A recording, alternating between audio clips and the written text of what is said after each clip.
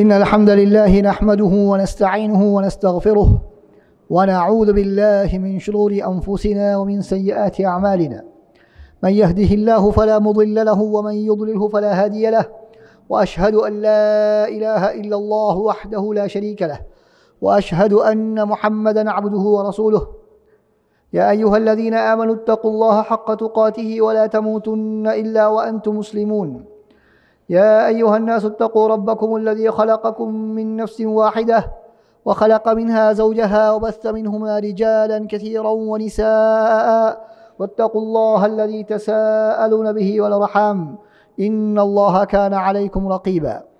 يا أيها الذين آمنوا اتقوا الله وقولوا قولا سديدا يصلح لكم أعمالكم ويغفر لكم ذنوبكم، ومن يطع الله ورسوله فقد فاز فوزا عظيما.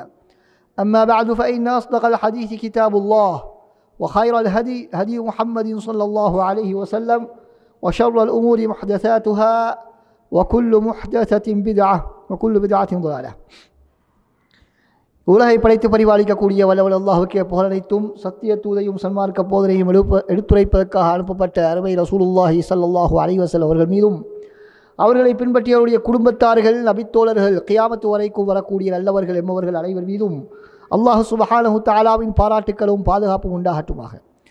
அன்பின் இஸ்லாமிய சகோதரர்களே, அல்லாஹ்வின் நல்லடியார்களே, அல்லாஹ்வுடைய தூதர் ஸல்லல்லாஹு அலைஹி வஸல்லம் அவர்களும் என்னென்ன விடயங்களை எமது வாழ்க்கையிலே எடுத்து நடக்குமாறு நமக்கு கட்டளையிட்டிருக்கிறார்களோ அவற்றை இயன்றளவு எடுத்து நடக்குமாறும், என்னென்ன விடயங்களை விட்டும் நம்மை தவிர்ந்து கொள்ளுமாறு சொல்லியிருக்கிறார்களோ அவற்றை விட்டு முற்றுமுழுதாக தவிர்ந்து கொள்ளுமாறு முதலில் என்னையும் அடுத்ததாக உங்களையும் வேண்டிக் கொள்கிறேன். அன்பார்ந்த சகோதரர்களே, அல்லாஹ்வின் நல்லடியார்களே, இன்றைய உரையினுடைய தலைப்பு கண்ணூறு மற்றும் பொறாமையிலிருந்து பாதுகாப்பு பெற்றுக் கொள்ளுதல். அல்லாஹ்வை அஞ்சிக் கொள்வதன் மூலமாக இந்த உலகத்திலே ஏற்படக்கூடிய பல்வேறு விதமான பிரச்சனைகள், சோதனைகள், களைப்புக்கள், நோய்கள், இவற்றிலே இருந்து இந்த மனிதன் பாதுகாப்பு பெற முடியும்.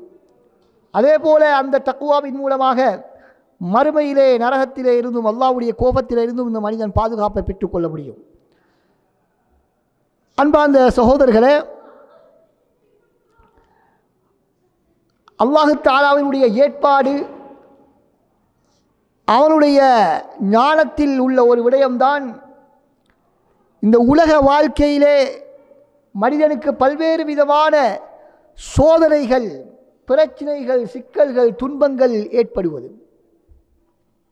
அல் குர்ஆனில் அல்லாஹ் தஆலா அதனை பற்றி சொல்லும் பொழுது, வலனபுலுவன்னகும் பிஷைஇம் மினல் கௌஃப், உங்களை நாங்கள்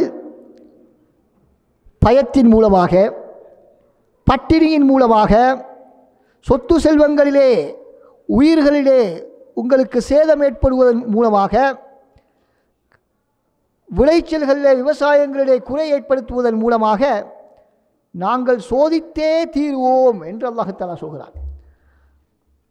எனவே இந்த வார்த்தையிலே உறுதியான நம்பிக்கை உள்ள எந்த ஒரு முஸ்லிமுக்கும் ஏன் எங்களுக்கு சோதனை வருகிறது என்ற ஒரு பிரச்சனை இருக்க மாட்டாது.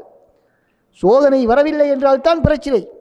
ஏன் அல்லாஹ்வுடைய உறுதியான வாக்குறுதி சோதித்தே தீர்வோம். எனவே சோதனை வருவதை பார்த்து அது என்ன எங்களுக்கு சோதனை வருகிறது என்று நாங்கள் அங்கலாய்க்கக்கூடாது.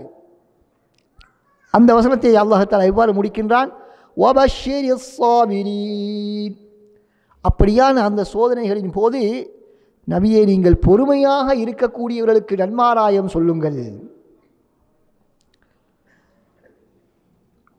அன்பார்ந்த சகோதரர்களே, இந்த சோதனைகள், பிரச்சனைகள், நோய்கள், நொம்பலங்கள் ஏற்படுவதற்கென்று அல்லாஹ் தஆலா சில காரணிகளையும் ஏற்படுத்தி வைத்திருக்கிறார். எப்படி சோதனையை அல்லாஹ் தஆலா இன்றியமையாததாக இந்த உலகத்தினுடைய இயல்பாக மாற்றி வைத்திருக்கிறானோ அதற்கென்று சில காரணங்களும் இருக்கின்றன. காரணங்களையும் அல்லாஹ் தஆலா வைத்திருக்கிறான். பல காரணங்கள் உண்டு. மனிதனுக்கு நோய் நொம்பலங்கள் ஏற்படுவதற்கு பல்வேறு விதமான காரணங்கள் இருக்கின்றன. அதிலே முக்கியமான 2 காரணங்கள் தான் கண்ணூரும் பொறாமையும். கண்ணூரும் பொறாமையும். நபி ஸல்லல்லாஹு அலைஹி வஸல்லம் ஹதீஸை பாருங்கள். எனது சமுதாயத்திலே கதா கதிருக்கு பின்னால் அதிகமாக மனிதர்கள் மரணிப்பதற்கு காரணம் கண்ணூறு என்பதாக சொன்னார்கள். கண்ணூரின் மூலமாக ஏற்படக்கூடிய மரணங்கள் மிக அதிகமாக இருக்கின்றன என்பதற்கு இந்த ஹதீஸ் மிக தெளிவான ஒரு ஆதாரமாக இருக்கின்றது. இந்த ஹதீஸ் முஸ்னதுல் பஸார், முஸ்னதுல் தயாலிசி போன்ற நூல்களிலே பதிவு செய்யப்பட்டிருக்கிறது. இமாம் அல்பானி ரஹ்மத்துல்லாஹி அவர்கள் ஆதாரப்பூர்வமானது என்பதாக தீர்ப்பு செய்திருக்கிறார்கள். அதே போல அல் குர்ஆனில் அல்லாஹ் தஆலா பொறாமையை பற்றி எப்படி சொல்கிறான்? வமின் ஷர்ரி ஹாசிதின் இதா ஹஸத். ஒவ்வொரு நாளும் பல தடவைகள் நாங்கள் பாதுகாப்பு தேட வேண்டிய ஒரு விடயம். சூரத்துல் ஃபலக் என்ற சூறாவை ஒவ்வொரு நாளும் பல தடவைகள் ஓதுமாறு எங்களுக்கு நபியவர்கள் வழிகாட்டியிருக்கிறார்கள். அதிலே வரக்கூடிய விடயம்தான் அல்லாஹ்வை கொண்டு நாங்கள் பாதுகாப்பு தேடுகிறோம். எதிலே இருந்து? பொறாமைக்காரனுடைய பொறாமையிலே இருந்து, பொறாமைக்காரனின் பொறாமையிலே இருந்து எங்களுக்கு பாதுகாப்பு தேடுமாறு அல்லாஹ் சுப்ஹானஹு வ தஆலா வழிகாட்டுகின்றான். அன்பார்ந்த சகோதரர்களே, ரசூல் ஸல்லல்லாஹு அலைஹி வஸல்லம் அவர்களுடைய காலத்திலே ஒரு சம்பவம் நடைபெறுகிறது. என்ன சம்பவம் என்று சொன்னால், ஸஹல் இப்னு ஹனீஃப் ரலியல்லாஹு அன்ஹு என்று சொல்லக்கூடிய ஒரு சஹாபி இருந்தார். அவர் மிகவும் அழகான வாட்டசாட்டமானவர். இவரை பார்த்து ஆமிர் இப்னு ரபியா என்பவர் கண்ணூறு பட்டு விட்டார். ஆமிர் இப்னு ரபியா என்று சொல்லக்கூடிய ஒரு சஹாபி கண்ணூறு பட்டு விட்டார். அதனால் அவர் மிகப்பெரிய ஒரு நோயாளியாக படுத்த படுக்கையிலே மாறிவிட்டார். இதனை பார்த்து நபி ஸல்லல்லாஹு அலைஹி வஸல்லம் கடுமையாக கோபம் ஏற்பட்டு சொன்னார்கள், அலாம யக்துலு அஹதுக்கும் அஹாஹு, எதற்காக வேண்டி உங்களில் ஒருவர் உங்களது சகோதரை கொல்கின்றீர்கள் என்பதாக கேட்டார்கள். இந்த ஹதீஸ் இப்னு மாஜா, நசாயி போன்ற நூல்களிலே பதிவு செய்யப்பட்டிருக்கிறது. ஆதாரப்பூர்வமான ஹதீஸ். அதே போல இன்னும் ஒரு ஹதீஸிலே ரசூல் ஸல்லல்லாஹு அலைஹி வஸல்லம் கண்ணூரை பற்றி சொல்லும் பொழுது என்ன சொன்னார்கள்? இந்த கண்ணூரின் மூலமாக இந்த கண்ணூறு சில மனிதர்களை கபருக்கு அனுப்பிவிடும், இன்னும் சில ஒட்டகங்களை அடுப்புக்கு அனுப்பிவிடும் என்பதாக சொன்னார்கள். இந்த ஹதீஸை அபூ நுஐம் ரஹ்மத்துல்லாஹி அவர்கள் தனது ஹில்யா என்ற நூலில் பதிவு செய்திருக்கிறார்கள். இமாம் அல்பானி ரஹ்மத்துல்லாஹி அவர்கள் ஆதாரப்பூர்வமானது என்று பதிந்திருக்கிறார்கள், கூறியிருக்கிறார்கள். அன்பார்ந்த சகோதரர்களே, எனவே கண்ணூறு, பொறாமை என்பவைகள் எல்லாம் இஸ்லாத்திலே எங்களுக்கு எச்சரிக்கப்பட்ட இரண்டு பாரதூரமான தீமைகளை ஏற்படுத்தக்கூடிய விடயங்களாக இருக்கின்றன. எந்த அளவுக்கு ஒரு மனிதனிடத்திலே தக்குவா, இறையச்சம், அல்லாஹ்வினுடைய பயம் இல்லாமல் இருக்குமோ அந்த அளவுக்கு அவரிடத்திலே கண்ணூரும் பொறாமையும் ஏற்படும். சில வேளை நாங்கள் பார்ப்போம், நல்ல திடகாத்திரமாக இருந்த வாலிபர் திடீரென்று பெரும் நோய்வாய்ப்பட்டு பல்வேறு வைத்தியர்களையும் அணுகியும் எந்த விதமான பயனும் கிடையாது. எத்தனை மருந்துகள் பயன்படுத்தியும் எந்த பயனும் கிடையாது. சில திறமையான மாணவர்கள் இருப்பார்கள்,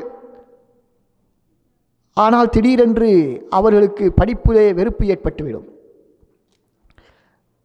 கல்வியிலே பின்தங்கக்கூடியவராக மாறிவிடுவார். அதே போல சில வாலிப பெண்கள் அல்லது யுவதிகள், வாலிப ஆண்கள் அல்லது யுவதிகள், இவர்கள் எவ்வளவோ திருமணம் பேசுவதற்கு முயற்சி செய்வார்கள். அவர்களே எந்த விதமான குறையும் இருக்க மாட்டாது. மாற்றமாக அனைத்து விதமான தகுதிகள் இருந்தும் கூட சரியான கணவன் துணைவிகள் அவர்களுக்கு வாய்க்க மாட்டார்கள். இப்படி பல்வேறு பிரச்சனைகளுக்கும் மக்கள் சிக்கிக் கொண்டிருக்கின்றார்கள் என்பதை நாங்கள் பார்க்கின்றோம். சில கணவன் மனைவிமாருக்கிடையிலே பல்வேறு விதமான பிரச்சனைகள், எந்த விதமான காரணமும் தெரியாத, இரு தரப்பிலும் எந்த விதமான குறையும் கிடையாது, எந்த விதமான பிரச்சனையும் இல்லாமல் காரணம் அறியாத பல்வேறு விதமான குழப்பங்கள் சில குடும்பங்களிடையே ஏற்படுவதை நாங்கள் பார்த்து கொண்டிருக்கின்றோம். இன்னும் சிலருக்கு உளநோய்கள், இன்னும் சிலருக்கு ஏக்கங்கள், இன்னும் சிலர் கவலைகளினால் பீடிக்கப்படுவது, அழுத்தங்களினால் பீடிக்கப்படுவது. இப்போ இவற்றுக்கெல்லாம் சில வேளை இந்த கண்ணூறு பொறாமை தான் காரணமாக இருக்கின்றது. காரணம் என்ன? இந்த பொறாமையும் கண்ணூரும் வருவதற்கு காரணம் அல்லாஹ் தஆலா தனது அடியார்களுக்கு வழங்கிய அந்த அருளை ஒருவரால் சகித்து கொள்ள முடியாமல் அதிலே கண்ணூறுப்படுவது, அவருக்கு அது இல்லாமல் செல்ல வேண்டும் என்று அது பொறாமைப்படுவது, இது போன்ற காரணங்களில் தான் இந்த பிரச்சனை ஏற்படுகின்றது. எனவே அன்பார்ந்த சகோதரர்களை, ஆயிஷா ரலியல்லாஹு அன்ஹா அவர்கள் அறிவிக்கின்றார்கள், ரசூல் ஸல்லல்லாஹு அலைஹி வஸல்லம் கூறியதாக, நீங்கள் இந்த கண்ணூரிலிருந்து அல்லாஹ்விடத்திலிருந்து பாதுகாப்பு தேடுங்கள், கண்ணூரிலிருந்து அல்லாஹ்விடத்திலே பாதுகாப்பு தேடுங்கள், ஏனென்றால் கண்ணூர் என்பது உண்மையாக இருக்கிறது என்பதாக சொன்னார்கள். இப்னு மாஜாவில் இந்த ஹதீஸ் பதிவு செய்யப்பட்டிருக்கிறது. இமாம் அல்பானி ரஹ்மத்துல்லாஹி அவர்கள் ஆதாரப்பூர்வமானது என்று கூறியிருக்கிறார்கள். இன்னும் ஒரு ஹதீஸில் நபி அவர்கள் சொன்னார்கள், கண்ணூர் என்பது எந்த அளவுக்கு உண்மை என்று சொன்னால், அல்லாஹ்வுடைய அந்த விதியை ஏதாவது ஒன்று மிகைத்து விடுமாக இருக்குமானால் அது இந்த கண்ணூர் தான் மிகைக்க முடியும். எனவே யாராவது ஒருவர் கண்ணூறு பட்டால், ஒருவரை பார்த்து கண்ணூறு பட்டால் அந்த கண்ணூறு பட்டவர் அவருடைய உது செய்யக்கூடிய உறுப்புகளை கழுவி அந்த கண்ணூரினால் பாதிக்கப்பட்டவருக்கு வழங்க வேண்டும். அவர் அதன் மூலமாக தனது உடம்புகளை கழுவிக்கொண்டால் அந்த கண்ணூறு நீங்கிவிடும் என்பதாக சொன்னார்கள். நபி அவர்கள் சொன்னார்கள், அப்படி யாரிடத்திலாவது உங்களுடைய உது செய்யக்கூடிய உறுப்புகளை கழுவித்தாருமாறு கேட்கப்பட்டால் நீங்கள் அவ்வாறு கழுவி கொடுங்கள் என்பதாக நபி அவர்கள் சொன்னார்கள். இந்த ஹதீஸ் முஸ்லிமிலே பதிவு செய்யப்பட்டிருக்கிறது. அன்பார்ந்த சகோதரர்களே, அல்லாஹ் சுப்ஹானஹு தஆலா அவருடைய கதா கதிரை எதுவும் முந்த முடியாது. அப்படி முந்துவதாக இருந்தால் அது இந்த கண்ணூறு தான் முந்தும் என்பதாக ரசூலுல்லாஹி ஸல்லல்லாஹு அலைஹி வஸல்லம் சொல்லக்கூடிய அளவுக்கு மிகவும் பாரதூரமான ஒரு விடயம்தான் இந்த கண்ணூர் என்பதை நாங்கள் புரிந்து கொள்ள வேண்டும். பொதுவாக அதிகமாக இதன் மூலமாக பாதிக்கப்படுபவர்கள் சிறு பிள்ளைகளும் பெண்களுமாக இருக்கின்றார்கள். அதே போல யாருக்கு அல்லாஹ் தஆலா அழகான தோற்றத்தை கொடுத்திருக்கிறானோ, யாருக்கு அழகான பேசும் திறமையை அல்லாஹ் தஆலா கொடுத்திருக்கிறானோ, யாரை பார்த்தால் யாருடைய பேச்சை கேட்டால் மக்கள் அவரை விரும்புகிறார்களோ அப்படிப்பட்டவர்களுக்குத்தான் இந்த கண்ணூர் ஏற்படும். அதே போல வசதி வாய்ப்பு உள்ளவர்களுக்கும் இந்த கண்ணூர் ஏற்படுவதற்கு வாய்ப்பு இருக்கிறது. ஆனாலும் அல்ஹம்துலில்லாஹ் அல்லாஹ்வுடைய மிக பெரும் அருள், இந்த கண்ணூரும் பொறாமையும் மிக பெரும் பாரதூரமான ஆபத்துக்களை ஏற்படுத்தக்கூடியது என்று சொல்லப்பட்டிருந்தாலும் கூட அவற்றிலிருந்து பாதுகாப்பு தேடுவதற்கான வழிகாட்டல்களும் எங்களுக்கு மிக அழகாக சொல்லித்தரப்பட்டிருக்கின்றன என்பதை நாங்கள் மறந்துவிடக்கூடாது. இது அல்லாஹ்வுடைய ஒரு அருளாக இருந்து கொண்டிருக்கிறது. வெறுமனே நோயை மாத்திரம் அல்லாஹ் தஆலா எங்கேயும் வைக்கவில்லை. எந்த நோயாக இருந்தாலும் அதற்கான வைத்தியத்தையும் அல்லாஹ் சுப்ஹானஹு வ தஆலா வைத்துதான் இருக்கின்றான்.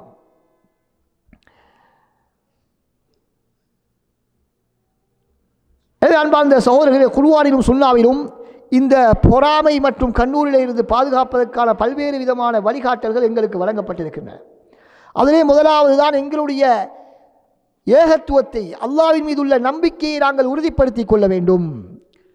அல்லாஹ்வுக்கு இணை வைக்கக்கூடியவர்களாக எங்களுடைய தௌஹீதிலே ஏகத்துவ கொள்கையிலே எந்த விதமான தடுமாற்றமும் உள்ளவர்களாக நாங்கள் இருக்கக்கூடாது. அதிலே தடுமாற்றம் வந்துவிட்டால் இணை வைப்பான காரியங்கள், பிதஅத்தான காரியங்கள், பாவமான செயல்களிலே நாங்கள் ஈடுபட ஆரம்பித்து விட்டால் அங்கு ஷைத்தானுடைய ஊசலாட்டம் ஆரம்பித்துவிடும். ஷைத்தானுடைய பாதிப்புகள் எங்களுக்கு வருவதற்கு அதிக வாய்ப்பு இருக்கின்றன. அதே போல இந்த பொறாமையையும் கண்ணூரையும் ஏற்படுத்தக்கூடிய காரணங்களை விட்டும் நாங்கள் ஒதுங்கி இருப்பதற்கு முயற்சிக்க வேண்டும். தேவையில்லாத விரோதங்களை நாங்கள் உருவாக்கி கொள்ளக்கூடாது. சிறு சிறு பிரச்சனைகளையும் பெரிதாக ஆக்கிக்கொண்டு மற்றவர்களோடு சண்டை பிடித்து தெரிவது, எல்லாவற்றுக்கும் மற்றவர்களோடு பிரச்சனைக்கு செல்வது, இப்படி செல்லக்கூடிய நேரத்திலே நம்மோடு பிரச்சனை படக்கூடியவர் பொறாமைப்படுவலாம், கண்ணூறு சேர்க்கலாம். இதன் மூலமாக எங்களுக்கு பாதிப்புகளை நாங்கள் ஏற்படுத்தி கொள்ள முடியும், ஏற்படுவதற்கு வாய்ப்பு இருக்கிறது. அதே போல யாரெல்லாம் நம்மை பார்த்து பொறாமைப்படுவார்களோ அல்லது கண்ணூறு படுவார்களோ என்று எங்களுக்கு தெரிந்தவர்களுக்கு முன்னால் எங்களுக்கு அல்லாஹ் தஆலா தந்திருக்கக்கூடிய அருட்கொடைகளை நாங்கள் கூறி திரியக்கூடாது அல்லது காட்டி திரியக்கூடாது. அதே போல யாருக்கு கண்ணூறு ஏற்பட்டுவிடும் என்று நாங்கள் பயப்படுகிறோமோ அப்படியானவர்களுடைய நல்ல விடயங்களை மக்களுக்கு மத்தியிலே நாங்கள் பகிரங்கப்படுத்தி தெரியக்கூடாது.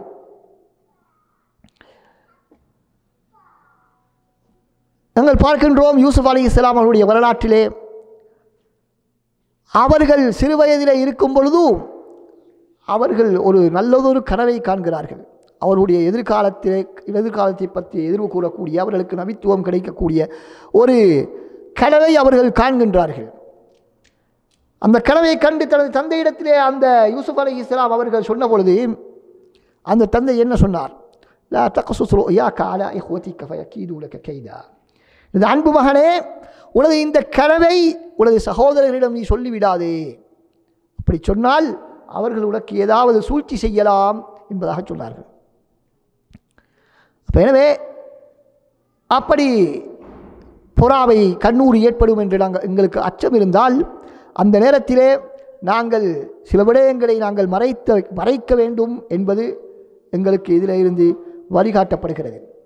அதே போல யூசுப் அலைஹிஸ்ஸலாம் அவர்களுடைய சகோதரர்கள் எகிப்தை நோக்கி சென்ற நேரத்திலே அவர்கள் 11 சகோதரர்கள் மிக பெரும் பலசாலிகளாக இருந்தார்கள். எனவே அவர்களை பார்த்து யாராவது கண்ணூறு படலாம் என்பதற்காக வேண்டி யாக்கூப் அலைஹிஸ்ஸலாம் அவர்களுக்கு ஒரு வழிகாட்டலை சொல்கிறார்கள். நீங்கள் எகிப்துக்குள் நுழையும் பொழுது எல்லோரும் ஒரேடியாக நுழைய வேண்டாம், வெவ்வேறு வாயில்களினால் நீங்கள் நுழையுங்கள் என்று அவர்களுக்கு வழிகாட்டுகின்றார்கள்.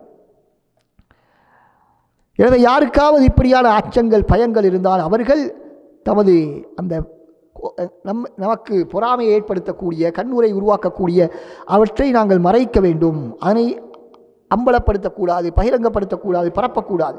முஆத் இப்னு ஜபல் ரலியல்லாஹு அன்ஹு அவர்கள் சொல்கிறார்கள், நீங்கள் உங்களுடைய காரியங்களை நிறைவேற்றுவதை மறைப்பதன் மூலமாக நீங்கள் நிறைவேற்றிக் கொள்ளுங்கள், மறைப்பதன் மூலமாக உங்களுடைய காரியத்தை நிறைவேற்றுவதற்கு உதவி பெற்றுக் கொள்ளுங்கள்.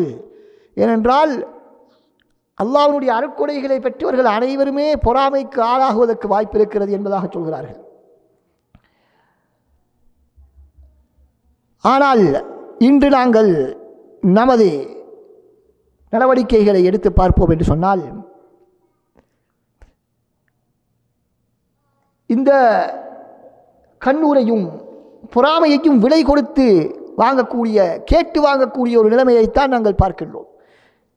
யாரை எடுத்தாலும் எதனை எடுத்தாலும் அதனை சோசியல் மீடியாக்களிலே போட்டு பரப்பி மற்றவருடைய உள்ளத்திலே குரோதத்தையும் விரோதத்தையும் பொறாமையையும் நாங்களாகவே உண்டு பண்ணுகிறோம்.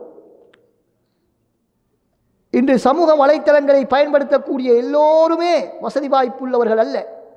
அவர்களில் எவ்வளோ பேர் மிக பெரும் சிரமத்திலே கஷ்டத்திலே வாழ்ந்து கொண்டிருக்கின்றார்கள்.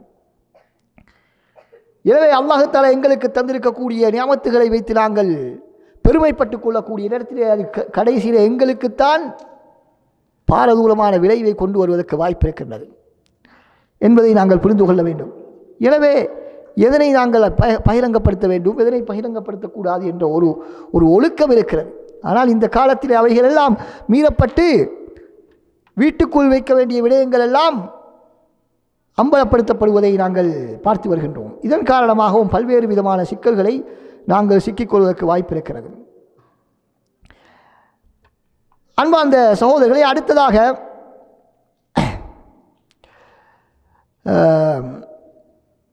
இந்த பொறாமை அதே போல கண்ணூரிலிருந்து நம்மை பாதுகாத்துக் கொள்வதற்கான பல்வேறு விதமான துஆக்கள் எங்களுக்கு நபி ஸல்லல்லாஹு அலைஹி வஸல்லம் கற்றுத்தரப்பட்டிருக்கின்றன.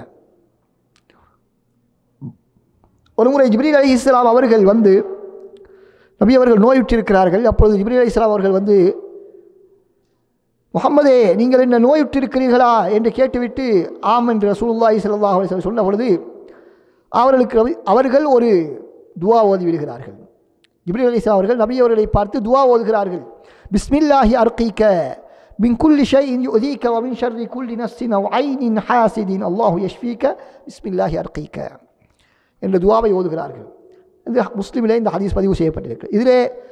இதிலே என்ன துஆ அவர்கள் செய்கிறார்கள்? மின் ஐனின் ஹாசிதின் மின் ஷர்ரி குல்லி நஃப்ஸின் அவ் ஐனின் ஹாசிதின், ஒவ்வொரு ஆன்மாவினுடைய தீங்கை விட்டும் அதே போல பொறாமை மிக்க கண்ணூரை விட்டும் உங்களுக்கு நான் பாதுகாப்பு தேடுகிறேன் என்று ஜிப்ரீல் அலைஹிஸ்ஸலாம் அவர்கள் நபி அவர்களை பார்த்து ஓதினார்கள்.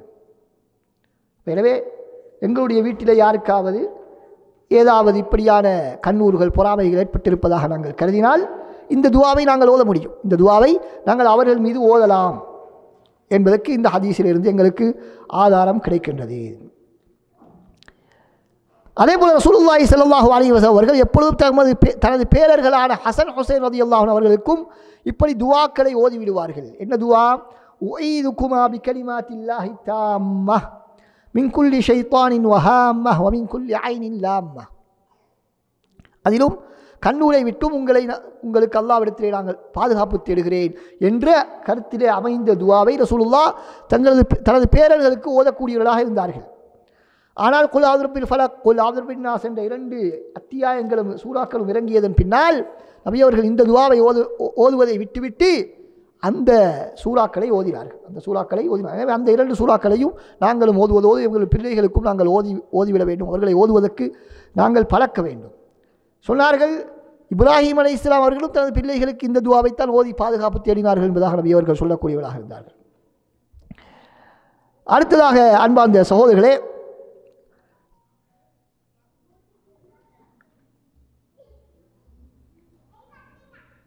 அந்த துஆவுடைய கருத்து என்ன? வயதுக்கு கலிமாத்தில்லாஹி தாம், அல்லாஹ்வுடைய பரிபூர்ணமான வார்த்தைகளை கொண்டு உங்களுக்கு பாதுகாப்பு தேடுகிறேன். பரிபூர்ணமான வார்த்தைகள் என்றால் அல் குர்ஆன் என்று சொல்லப்படுகிறது. அதே போல் அல்லாஹ்வுடைய பெயர்கள் பண்புகள் என்பதாகவும் சொல்லப்படுகிறது. மின் குல்லி ஷைத்தானின் வஹாம், நபி அவர்கள் துஆ கேட்டால் மின் குல்லி ஷைத்தானின் வஹாம், அனைத்து விதமான ஷைத்தான்கள் அதே போல விஷஜந்துக்களை விட்டு உங்களுக்கு பாதுகாப்பு அல்லாஹ்விடத்திலே தேடுகிறேன் என்பதாக நபி அவர்கள் துஆ ஓதியிருக்கிறார்கள். இந்த துஆவைத்தான் இப்ராஹிம் அலைஹிஸ்ஸலாம் அவர்களும் இஸ்மாயில் மற்றும் இஸ்ஹாக் அலைஹிஸ்ஸலாம் ஆகிய இருவருக்கும் ஓதினார்கள் என்பதாக நபி அவர்கள் சொன்னார்கள். அதே போல அன்பார்ந்த சகோதரர்களே, ரசூல் ஸல்லல்லாஹு அலைஹி வஸல்லம் அவர்கள் நோய் ஏற்பட்டால் ஓதக்கூடிய ஒரு துஆ தான் அல்லாஹும்ம ரப்பன் நாஸ் அத்ஹிபில் பஅஸ இஷ்ஃபி அன்த ஷாஃபி லா ஷிஃபாஅ இல்லா ஷிஃபாஉக ஷிஃபாஅன் லா யுகாதிரு ஸக்மா என்ற அழகான துஆ. அந்த துஆவினுடைய கருத்து என்ன? யா அல்லாஹ், மனிதர்களுடைய இறைவனே, நோய்களை போக்கக்கூடியவனே, நீதான் நோய்களை குணப்படுத்தக்கூடியவன். எனவே உன்னை தவிர நோயை குணப்படுத்தக்கூடியவன் யாரும் கிடையாது.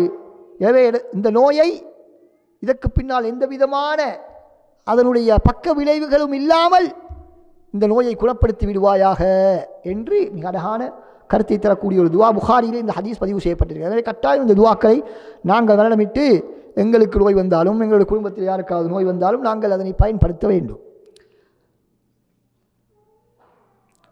அதே போல் அன்பார்ந்த சகோதரர்களே, சூரத்துல் ஃபாத்திஹாவும் மிகப்பெரிய ஒரு நோய் நிவாரணி. புகாரிலே வரக்கூடிய ஒரு ஹதீஸ் அபூ சயீத் குத்ரி ரலியல்லாஹு அன்ஹு அறிவிக்கின்றார்கள்,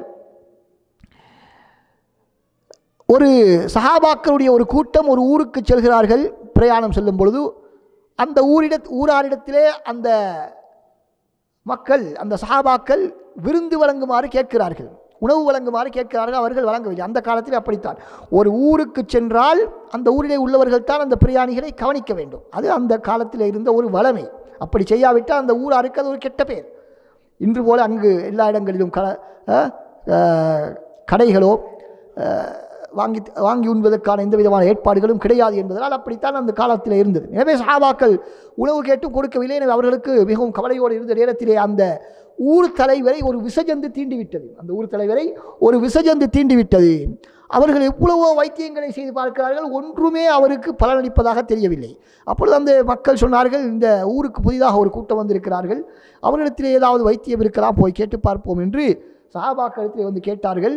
அப்பொழுது சஹாபாக்கள் ஒருவர் சொன்னார், நான் அவருக்கு வைத்தியம் செய்கிறேன், ஆனால் நீங்கள் எனக்கு இவ்வளவு ஆடுகளை தர வேண்டும், இத்தனை ஆடுகளை தந்தால்தான் உங்களுக்கு நான் வைத்தியம் செய்வேன் என்று சொன்னார்கள். அவர்கள் அதற்கு இணங்கினார்கள். அப்பொழுது அவர் சூரத்துல் ஃபாத்திஹாவை ஊதியதுதான் தாமதம். அவர் எந்த விதமான நோயுமற்றவர் போன்று உடனடியாக எழும்பிவிட்டார். அப்பொழுது சஹாபாக்கள், இதுதான் நடந்த சம்பவம். இந்த சஹாபாக்களுக்கு இப்பொழுது அந்த ஆடுகள் கிடைக்கின்றன. இப்பொழுது இந்த ஆடுகளை நாங்கள் உண்ணலாமா இல்லையா என்று சஹாபாக்களுக்கு மத்தியில் ஒரு சர்ச்சை ஏற்படுகிறது. அப்பொழுது நபியிடத்திலே சென்று அவர்கள் விடயத்தை முறையிடுகிறார்கள். ரசூலுல்லாஹி ஸல்லல்லாஹு அலைஹி வஸல்லம் அவர்கள் சொல்கிறார்கள், அந்த சூரத்துல் ஃபாத்திஹா நோய் நிவாரணி என்று உங்களுக்கு எப்படி தெரியும் என்று அந்த சஹாபியை பார்த்து கேட்கிறார்கள். அதாவது அதனை ஏற்றுக்கொள்கிறார்கள். நீங்கள் ஓதியது சரிதான், அது நோய் நிவாரணி தான் என்பதை நபி அவர்கள் ஏற்றுக்கொள்ளும் விதமாக கேட்டுவிட்டு, உங்களுடைய ஹதியாவில் எனக்கும் ஒரு பங்கு தாருங்கள் என்று அது ஹலால் தான் என்பதை நிரூபிப்பதற்காக நபி அவர்கள் சொல்கிறார்கள். எனவே அன்பார்ந்த சகோதரர்களே, சூரத்துல் ஃபாத்திஹா என்பது ஒரு சாதாரண ஒரு விடயம் அல்ல. அது நாங்கள் வளமையாக தொழுகையிலே ஓதுகிறோம், எல்லோருக்கும் மனனமாக இருக்கிறது என்ற காரணத்தினால் அதனை நாங்கள் சர்வசாதாரணமாக கடந்து செல்கின்றோம். இல்லாவிட்டால் சூரத்துல் ஃபாத்திஹா என்பது மிக மிக மிக பலன் வாய்ந்த ஒரு சூரா, ஒரு நோய் நிவாரணி. எனவே நாங்கள் அதிலே கவனமாக இருக்கக்கூடாது. அதனை நாங்கள் நம்பிக்கையோடு கருத்துக்களை புரிந்து நாங்கள் ஓதக்கூடிய நேரத்தில் நிச்சயமாக அது எங்களுக்கும் அதே போல் யாராவது நோயுற்று இருந்தால் அவர்களுக்கும் அது பயனுள்ளதாக அமையும் என்பதை நாங்கள் இதன் மூலமாக புரிந்து கொள்கின்றோம். அதே போல் அன்பார்ந்த சகோதரர்களே, யாராவது ஒருவிடத்திலே ஒரு நல்ல விடயத்தை கண்டால் அவரை பார்த்து நாங்கள் மாஷா அல்லாஹ் பாரக் அல்லாஹு ஃபீக் என்ற துவாக்களை நாங்கள் செய்ய வேண்டும். துவாக்களை செய்ய வேண்டும். அவ்வாறு செய்யக்கூடிய இடத்திலே கண்ணூரில் இருந்து நாங்கள் பாதுகாப்பு பெற்றுக்கொள்ள முடியும். ரசூலுல்லாஹி ஸல்லல்லாஹு அலைஹி வஸல்லம் அந்த சஹாபியை பார்த்து சொன்னார்கள், அந்த கண்ணூர் பட்ட சஹாபியை பார்த்து என்ன சொன்னார்கள்? சஹாபாக்களை பார்த்து சொன்னார்கள், உங்களிலே யாராவது ஒருவர் தன்னிடத்திலோ அல்லது உங்களுடைய ஒரு சகோதரத்திலோ அவருடைய சொத்துக்களிலோ அவருடைய தோற்றத்திலோ ஏதாவது நல்ல விடயங்களை கண்டால் அவருக்கு பரக்கத்தை வேண்டி பிரார்த்தனை செய்யட்டும், ஏனென்றால் கண்ணூர் உண்மையானது என்பதாக சொன்னார்கள். இந்த ஹதீஸ் முஸ்தத்ரக்குல் ஹாக்கிமிலே பதிவு செய்யப்பட்டிருக்கிறது. அன்பார்ந்த சகோதரர்களே, எங்களிடத்திலே ஒரு விடயத்தை கண்டால் கூட அதற்கும் நாங்கள் பாரக்கல்லா என்று சொல்லிக்கொள்ள வேண்டும், மாஷா அல்லா என்று சொல்லிக்கொள்ள வேண்டும். எங்களை பார்த்து நாங்களே சில வேளை பொறாமைப்படலாம் அல்லது கண்ணூர் படலாம். எனவே தான் ரசூலுல்லாஹி ஸல்லல்லாஹு அலைஹி வஸல்லம் அவர்கள் எங்களிலே நாங்கள் கண்டு கொண்டாலும் மற்ற இடத்திலே கண்டாலும் அதற்கு அனைத்துக்கும் மாஷா அல்லா பாரக்கல்லா என்று சொல்லுமாறு நபி அவர்கள் பரக்கத்தை கொண்டு துவா செய்யுமாறு சொல்லியிருக்கிறார்கள்.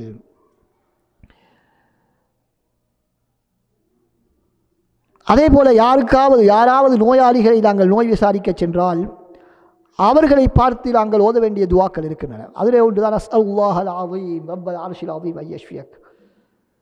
மகத்துவமான அல்லாஹ்விடத்திலே, மகத்துவமான அரசுக்கு சொந்தமான அந்த அல்லாஹ்விடத்திலே நான் கேட்கின்றேன், உங்களை குணப்படுத்துமாறு கேட்டுக்கொள்கிறேன் என்பது அந்த துவாவுடைய அர்த்தம். அஸ்அலுல்லாஹல் அஸீம் ரப்பல் அர்ஷில் அஸீம் ஐயஷ்ஃபியக். 7 முறை நாங்கள் ஓத வேண்டும், 7 முறை ஓத வேண்டும். அப்படி ஓதினால் அவருக்கு நிவாரணம் கிடைக்கும் என்பதாக நபி ஸல்லல்லாஹு அலைஹி வஸல்லம் அவர்கள் சொல்கிறார்கள். இந்த ஹதீஸ் அபூ தாவூத், நசாயி, திர்மிதி, அஹ்மத் போன்ற பல நூல்களில் பதிவு செய்யப்பட்டிருக்கிறது. அடுத்ததாக அன்பார்ந்த சகோதரர்களே, இன்னும் ஒரு துஆ. நோய் உற்றவர்கள் அந்த நோயுற்ற இடத்திலே கையை வைத்து ஓத வேண்டிய ஒரு துஆ. அஊது பிஇஸ்ஸத்தில்லாஹி வ குத்ரத்திஹி மின் ஷர்ரி மா அஜிது வ உஹாதிரு. அஊது பிஇஸ்ஸத்தில்லாஹி வ குத்ரத்திஹி மின் ஷர்ரி மா அஜிது வ உஹாதிரு. அல்லாஹ்வுடைய கண்ணியத்தை கொண்டும் அவனுடைய ஆற்றலை கொண்டும் நான் பாதுகாப்பு தேடுகிறேன். மின் ஷர்ரி மா அஜிது வ உஹாதிரு. எனக்கு ஏற்பட்டிருக்கக்கூடிய இந்த வருத்தத்தினுடைய தீங்கை விட்டும் அல்லாஹ்விடத்திலே பாதுகாப்பு தேடுகிறேன் என்பதுதான் அந்த துஆவினுடைய கருத்து. இந்த ஹதீஸ் ஆதாரபூர்வமான ஹதீஸ், முஸ்லிமுடைய பதிவு செய்யப்பட்டிருக்கக்கூடிய ஹதீஸ். இப்னு அப்பாஸ் ரலியல்லாஹு அன்ஹு அறிவிக்கின்றார்கள், இப்னு அப்பாஸ் ரலியல்லாஹு அன்ஹு அவர்கள் ஜம்சம் நீரை அருந்தினால், இப்னு அப்பாஸ் ரலியல்லாஹு அன்ஹு அவர்கள் ஜம்சம் நீரை அருந்தினால் ஒரு துஆ ஓதுவார்கள். என்ன துஆ? அல்லாஹும்ம இன்னி அஸ்அலுக இல்மன் நாஃபிஆ வ ரிஸ்கன் வாசிஆ வ அமலன் முதகப்பலா வ ஷிஃபாஅன் மின் குல்லி தா என்று, யா அல்லாஹ் பயனுள்ள அறிவை தருவாயாக, விசாலமான ரிஸ்கை தந்துருவாயாக, ஏற்றுக்கொள்ளப்பட்ட அமலையும் அனைத்து நோய்களிலிருந்து நிவாரணத்தையும் தந்தருவாயாக என்ற துஆவை அவர்கள் ஓதுவார்கள். இந்த ஹதீஸ் முஸன்னஃப் அப்துர் ரஸாக், அல் ஹாக்கிம், தாரகுத்னி போன்ற நூல்களில் பதிவு செய்யப்பட்டிருக்கிறது. அடுத்ததாக அன்பார்ந்த சகோதரர்களே, இப்படியான கண்ணூறுகள் பொறாமைகளில் இருந்து எங்களை பாதுகாத்துக் கொள்வது ஏற்படாமல் இருப்பதற்கு மேற்சொன்ன சில துவாக்கள் ஏற்பட்டதன் பின்னால் ஓதக்கூடிய துவாக்கள். இப்பொழுது நாங்கள் சொல்லக்கூடிய விடயம் ஏற்படாமல் இருப்பதற்கு என்ன செய்வது? அது ஏற்கனவே சில விடயங்கள் சொல்லப்பட்டன. அதே போன்று இன்னும் சில விடயங்களை நாங்கள் சொல்வதாக இருந்தால் 5 நேர தொழுகைகளையும் கவனமாக தவறாமல் உரிய நேரத்திற்கு பேணி தொழுவது. குறிப்பாக ஆண்கள் ஃபஜ்ர் தொழுகையை ஜமாஅத்தாக தொழுவது, ஜமாஅத்தோடு பள்ளிவாயிலுக்கு சென்று தொழுவதன் மூலமாக பெரும் ஒரு பாதுகாப்பை நாங்கள் பெற்றுக்கொள்கிறோம். முஸ்லிமிலே வரக்கூடிய ஹதீஸ், மன் ஸல்லா ஸலாத்த ஸுப்ஹி ஃபஹுவ ஃபீ திம்மத்தில்லாஹ். யார் இந்த சுபஹ் தொழுகையை ஜமாஅத்தோடு தொழுவார்களோ அவர்கள் அல்லாஹ்வுடைய பாதுகாப்பிலே இருக்கிறார்கள், அல்லாஹ்வுடைய பாதுகாப்பிலே இருக்கிறார்கள் என்பதாக சொன்னார்கள். அடுத்ததாக அன்பார்ந்த சகோதரர்களே, இந்த தொழுகை என்பது சாதாரண ஒரு அமல் அல்ல. தொழுகை என்பது சாதாரண ஒரு அமல் அல்ல. கலிமாவுக்கு பின்னால் மிகச் சிறந்த ஒரு அமல் இந்த தொழுகை தான். நாங்கள் எவ்வளவுதான் தான தர்மங்கள் செஞ்சாலும், ஹஜ்ஜுக்கு மேல் ஹஜ்ஜு செய்தாலும், அதே போல உம்ராக்கள் செய்தாலும், இவ்வளவு குர்ஆன்களை ஓதி முடித்தாலும் இந்த தொழுகையிலே நாங்கள் கவனமாக இருப்போம் என்று சொன்னால் அது மிகப்பெரிய ஒரு நஷ்டம், மிகப்பெரிய ஒரு நஷ்டம். எனவே அதுதான் அனைத்து நலவுகளுக்கும் உரிய திறவுகோள்களாக இருக்கின்றன. அனைத்து விதமான தீங்குகளிலிருந்து எங்களுக்கு பாதுகாப்பை பெற்றுத்தரக்கூடியது. அதே போல தொழுகைகளுக்கு பின்னால் 5 நேர தொழுகைகளுக்கு பின்னால் ஓதக்கூடிய திக்ருகள், காலை மாலை திக்ருகள், உறங்கும் பொழுது ஓதுவதற்கான திக்ருகள், துவாக்கள், உதுவோடு உறங்குவது 2 குல்ஹுல்லாஹ் குலவரப்பில் ஃபல குலவரப்பின் நாஸ் சூராக்களை நாங்கள் ஓதி வருவது, இவைகளெல்லாம் எங்களுக்கு கண்ணூறு பொறாமைகள் பாதிப்பு ஏற்படுத்துவதை விட்டும் எங்களை பாதுகாக்கும் என்பதை நாங்கள் புரிந்து கொள்ள வேண்டும். ரசூல் ஸல்லல்லாஹு அலைஹி வஸல்லம் அவர்கள் இப்னு அப்பாஸ் ரலியல்லாஹு அன்ஹு பார்த்து சொல்கிறார், இப்னு அப்பாஸே, உங்களுக்கு நான் மிகச்சிறந்த ஒரு பாதுகாப்பு ஏற்படுத்தும் விடயத்தை சொல்லித்தரட்டுமா என்று கேட்டுவிட்டு சொன்னார்கள், குல் அஊது பிர் நாஸ் குல் அஊது பிர் ஃபலக், இந்த 2 சூறாக்களும் தான் என்பதாக சொன்னார்கள். நசாயி, அஹ்மத் போன்ற நூல்களிலே இந்த ஹதீஸ் பதிவு செய்யப்பட்டிருக்கிறது. ஒரு மனிதர் ரசூலுல்லாஹி ஸல்லல்லாஹு அலைஹி வஸல்லம் இடத்திலே வந்து, யா ரசூலல்லாஹ், இரவு என்னை ஒரு விசஜந்து தீண்டிவிட்டது என்பதாக முறையிட்டார்கள். அப்பொழுது ரசூலுல்லாஹி ஸல்லல்லாஹு அலைஹி வஸல்லம் கேட்டார்கள், மாலை நேரத்திலே நீங்கள் அஊது பி கலிமாத்தில்லாஹி தாம்மாத்தி மின் ஷர்ரி மா ஹலக் என்ற துஆவை நீங்கள் ஓதவில்லையா? அப்படி ஓதி இருந்தால் எந்த விதமான தீங்கு உங்களுக்கு ஏற்பட்டிருக்க மாட்டாது என்பதாக நபி அவர்கள் சொன்னார்கள். இந்த ஹதீஸும் முஸ்லிமிலே பதிவு செய்யப்பட்டிருக்கிறது. அதே போல வீட்டிலே இருந்து வெளியேறக்கூடிய இடத்திலே ஓதக்கூடிய துஆக்கள் இருக்கின்றன. பிஸ்மில்லாஹி தவக்கல்து அலல்லாஹ் லா ஹவ்ல வலா குவத இல்லா பில்லாஹ் என்ற துஆ, ஷைத்தான் அவரை விட்டு ஒதுங்கிக் கொள்கிறான். இப்படி ஓதினால் அல்லாஹ் தஆலா அவருக்கு பாதுகாப்பு வழங்குகின்றான். அதே போல ஷைத்தான் மற்ற ஷைத்தான்களை பார்த்து சொல்கிறான், இந்த துஆவை ஓதிவிட்டு இவர் வெளிவந்திருக்கிறார், எனவே இவருக்கு ஒரு நாள் எந்த தீங்கையும் செய்ய முடியாது என்று சொல்கிறான். அபூதாவுத், நசாயி போன்ற நூல்களில் இது பதிவு செய்யப்பட்டிருக்கிறது. அதே போல அல்லாஹும்ம இன்னி அஊது பிக அன் அதில்ல உதல்ல வஸில்ல உஸல்ல வாஜ்ஹல ஊஜ்ஹல அவ்லிம உதுலம அவ்ஜ்ஹல அலைய என்ற துஆ, இப்படி பல துஆக்களை ரசூல் ஸல்லல்லாஹு அலைஹி வஸல்லம் அவர்கள் எங்களுக்கு கற்றுத்தந்திருக்கிறார்கள். எனவே அல்லாஹ் தஆலாவினுடைய ஏற்பாட்டின் காரணமாக யாருக்காவது இப்படி சோதனைகள் ஏற்பட்டுவிட்டால் அவர்கள் அல்லாஹ்வுடைய அந்த கதா கதரை, அல்லாஹ்வுடைய அந்த விதியை நியதியை நாங்கள் பொருந்திக் கொள்ள வேண்டும். அல்லாஹ் தஆலா ஏற்பாடு செய்த ஒன்று எங்களுக்கு வராமல் ஒரு நாளும் எங்களுக்கு தப்பிச் செல்ல மாட்டாது, வந்துதான் தீரும். கிடைக்காதது ஒரு நாளும் வரப்போவதும் கிடையாது. எனவே நாங்கள் எப்பொழுதும் தௌபா, சதகா, நல்லறங்கள் புரிவது, இவற்றின் மூலமாக நாங்கள் அல்லாஹ்விடத்திலே உதவியை பெற்றுக்கொள்ள வேண்டும். எங்கள் மூலமாக யாராவது பாதிக்கப்பட்டால் அவர்களுக்கு நாங்கள் எங்களுடைய உதுவுடைய உறுப்புகளை நாங்கள் கழுவி அவருடைய உடம்பை கழுவுவதற்கு நாங்கள் கொடுக்க வேண்டும். இதன் மூலமாக அவருடைய நோயிலிருந்து அவர் வெளிவருவதற்கு வாய்ப்பு இருக்கிறது. ரசூலுல்லாஹி ஸல்லல்லாஹு அலைஹி ஆயிஷா ரலியல்லாஹு அன்ஹா சொல்கிறார்கள், யாராவது கண்ணூர் பட்டுவிட்டால் அந்த கண்ணூர் பட்டவரை அழைத்து உது செய்யுமாறு கூறி அந்த நீரை எடுத்து கண்ணூரால் பாதிக்கப்பட்டவருக்கு கொடுக்கப்பட்டு அவர் அதன் மூலமாக தனது உடம்பை கழுவிக்கொள்வார் என்பதாக சொல்கிறார்கள். வல்லவன் அல்லாஹ் சுப்ஹானஹு வ தஆலா இப்படியான தீங்குகளிலிருந்து எங்கள் அனைவரையும் பாதுகாப்பானாக. வாஹிரு தஅவானா அனில் ஹம்துலில்லாஹி ரப்பில் ஆலமீன். வஸ்ஸலாமு அலைக்கும் வரஹ்மத்துல்லாஹி வபரகாத்துஹு.